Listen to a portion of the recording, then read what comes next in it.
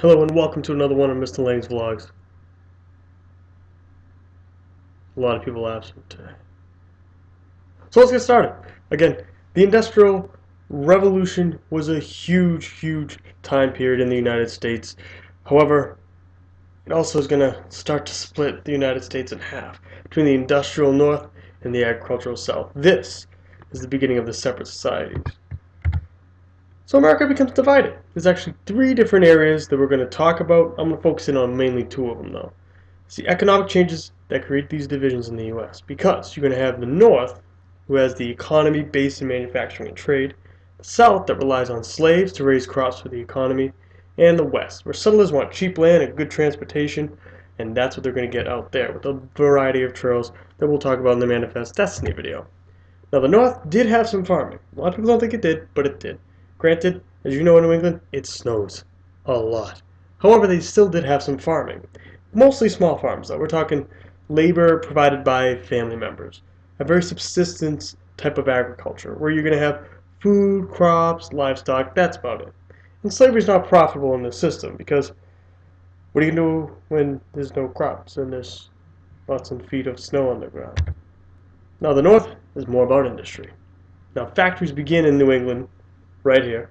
92% of the nation's industry is here in the North, and the man of the hour is Sam Slater. He creates the first mill. It's called Slater Mill. He goes over, right, to England, checks out all these cool mills over there, but he can't take any of the plans home. But he remembers them all. When he remembers them all, he comes here into Rhode Island and opens up Slater Mill. Produce fabric and shoes. Now, this is what the Industrial Revolution is all about. It was sparked by Sam Slater's mill. Now, goods made in factories are huge. They're going to be transferring from goods being made in home, where you're going to have people making goods at home, somebody coming around the old cottage system, grabbing it up, going to the next house, and continuing on. This is all going to be under one roof. And this is 75% of the nation's wealth. It's going to be here in the North because of it. Labor, well, you need workers, and that's what they did. The first were actually young women. Young women weren't paid as much, and a lot of times they would be there with their families, and they'd want to get out. They were old enough, they wanted to move away, but they weren't married. So they would live in these boarding houses, work in these factories, until of course they did find the one. Now, these were the most famous of the Lowell Mill girls, you can see here, where they made shoes. Now they were paid an hourly wage. This is free labor, meaning not slaves. Free labor meaning that they can quit if they want. They can get fired. And like I said, Frances Lowell does the Lowell Mill girls. Now wages are low, hours are long, conditions are dangerous, and unfortunately child labor is huge during this era. Now by 1850, most mill girls are replaced by immigrants at the factories. Lowell Mill girls were going on strike because they realized that, well, the conditions stunk and the money was not good. So the immigrants are getting those jobs now because they're willing to work for a lower wage. A lot of them are coming over, are Germans and Irish, because of the potato famine in Ireland. So again, it's either starve to death in Ireland or make a little bit of money in the mills. It's kind of obvious what they did. This creates a working class, but it also creates a lot of feelings of nativism, where we're going to have, again, these people who are born here in America be very racist, for intense hatred even, against these immigrants because of that, taking the jobs. Huge cities pop up, including Boston, New York, Philly, St. Louis, Chicago, with these crowded conditions, these slums, they had to be known as. A lot of them living in tenement houses. A tenement house basically being a house with many families living in it, in all different rooms. Now, transportation was great in the North. Again, factory goods needed to be moved, so canals are built, especially the Erie Canal, one of the most famous ones in New York, and of course, steamboats to get through there, and railroads. 75% of America's railroads are actually in the North, though. It's going to come very pivotal during the Civil War. So, communication is huge. Telegraph becomes the medium of communication. Thank you to Samuel Morse and his Morse code. That's how they communicated through there. And it helps transportation as well. Now the trains can run on time better. But this also creates social classes. You have wealthy businessmen and factory owners and professionals, a working class, and then servants and urban poor. Then you do have the free blacks as well.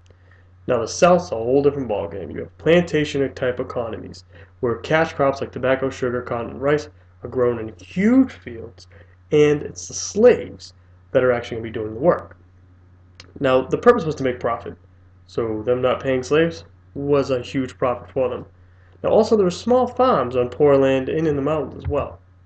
Now, King Cotton is what rules this whole place. Eli Whitney invents the cotton gin, which cleaned cotton with a machine. Took the little seeds out, so you didn't have slaves just sitting there taking it out. He did it as a way to basically help slaves that didn't do as much work. However, because of it, he got more cotton grown, more slaves needed, and actually increased slavery, because by 1820, cotton was half of our total export. Big business. As you can see, King Cotton, as they used to call it. Cotton production is through the roof. Now, labor, the source of labor on cotton plantations was slaves. 4 million slaves by 1860. Slaves were a third of the total population in the South. And in some places, you have slaves that outnumber the whites. And you have something called chattel slavery. Now, that's a system of slavery in which one human is being owned by another as property. It's a lifelong condition. Slavery is inherited. That means children of slaves are also slaves. And oftentimes, there were big plantations. They were cruel and brutally treated. Now, the wealthy white had big plantations. They're huge, huge. Lived on rich flat land near rivers usually, and 10,000 wealthy families were in the South by 1860, and they owned more than 50 slaves. That's right, some plantations owned more than 50 slaves. Now, they're a minority, but they're huge. Political and economic power, they're huge. And I went there. It's Boone Hall Plantation. It's like the coolest thing in the world to check out. If you ever can go on a plantation, you gotta check it out. The history is incredible. Now, how much does a slave cost? Well, slave trade was banned in 1808, so the demand rises. By 1790, you have $300 for a slave. By 1860, it turns to $1,500. Now, slave traders began to smuggle slaves into the United States. So we have 500,000 slaves by 1790. By the time we get to 1850, it's 4 million. It's crazy, right? Now, here we go. The different social classes in the South include yeoman farmers. Yeoman farmers did make up about 9 million of the Southerners. Some owned a few slaves and would work on the fields next to their slaves and have their children do it too. But slaves were still seen as the lowest social class. They had no rights, could be sold at any time, and many times families were split up, and most did the hard labor in the fields. The economy of the South was entirely focused on agriculture. Very little industry, very few cities, not a lot of canals, and a very rural type society. But there are people who are against slavery, and they're some of the most famous names you'll ever hear next to the word slavery. And that's what they call abolitionists. Abolitionist is someone who is against slavery and wants it abolished altogether. We have Frederick Douglass. He's a runaway slave himself. In fact, he came up here to New England, to New Bedford, and ran away. Then you have the incredible Harriet Tubman. She helped slaves escape. She would literally go back down south after she had escaped and bring a lot of the slaves up through what we call the Underground Railroad. It's not a railroad. It's just a series of stops along the way to freedom, which lots of times was ended up in Canada. It was to the point where Harriet Tubman would force them to go with her. And when you think about it, of course, I mean, she risked her life to get them. So it is quite interesting. We also have William Lloyd Garrison, who writes the newspaper The Liberator. He's going to write this newspaper to help get anti-slavery feelings across. But we'll get into more of that next week. Okay? Now on that note, if you have any questions, you know how to email me. If you need help with the test, say the word, and I will see you in my next vlog. There's still no people that came.